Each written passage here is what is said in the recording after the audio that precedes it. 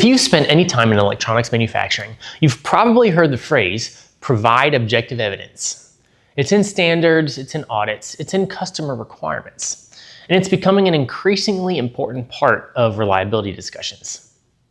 I've also used the term many times on this channel. So today, let's answer a simple question: what does objective evidence actually mean? And more importantly, how do you know if you truly have it?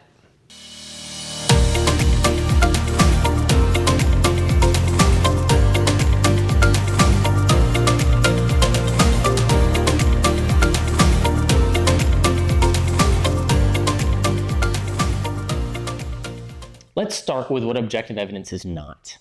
Objective evidence is not, we've never had a problem before, it's not, we've always run the process this way, and it's definitely not, our operators say it looks good. Now don't get me wrong, experience is valuable, operator expertise is valuable, and historical success is valuable. But none of those things are objective evidence. They're imprecise observations, not hard data. At its core, objective evidence is simply verifiable data that supports a conclusion.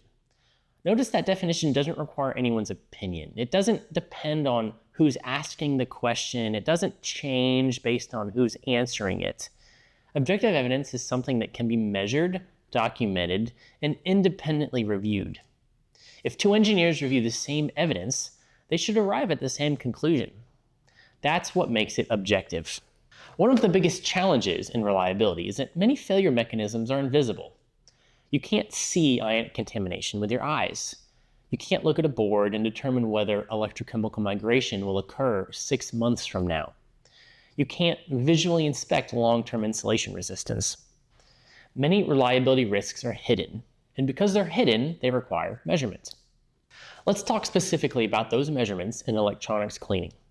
Historically, many organizations relied on visual inspection, or R.O.S.E.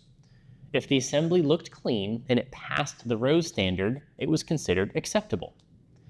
The problem is that nowadays, reliability failures are often driven by contamination that can't be seen with those techniques. A board can appear perfectly clean and still contain residues capable of supporting electrochemical migration, dendritic growth, corrosion, and leakage currents. This brings us to something I think is frequently misunderstood. Running a test does not automatically create objective evidence. Testing and evidence are not the same thing. A test only produces objective evidence when it's connected to a question. For example, if the question is, are harmful residues present, then perhaps ionic chromatography can help answer that question. If the question is, will the assembly maintain electrical integrity under humidity and bias, then perhaps SIR testing becomes a part of the answer. The goal isn't to collect data for the sake of collecting data. The goal is to generate evidence that directly supports a reliability conclusion. This is one reason SIR testing has become such an important tool. Remember what SIR is measuring. It's evaluating insulation resistance under temperature, humidity, and electrical bias. Those are the same factors that drive many latent failure mechanisms in the field. SIR doesn't ask, does the board work today? It asks, how does the board behave under conditions that promote long-term degradation? That's a very different question. And because it's a different question, it provides a different type of evidence. Ultimately, objective evidence is not just a testing strategy, it's a mindset. It's the willingness to challenge assumptions. It's asking, how do we know? What data supports that conclusion?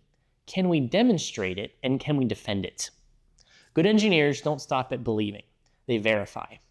Great engineers build systems that generate evidence before problems occur. Thanks so much for watching. If you enjoyed this video, don't forget to give it a thumbs up and let me know your thoughts or questions in the comments below. You can also email questions or comments to askdradam@kaizen.com. If you're new here, make sure to hit that subscribe button and turn on the notification bell so you don't miss any new episodes. And as always, stay clean.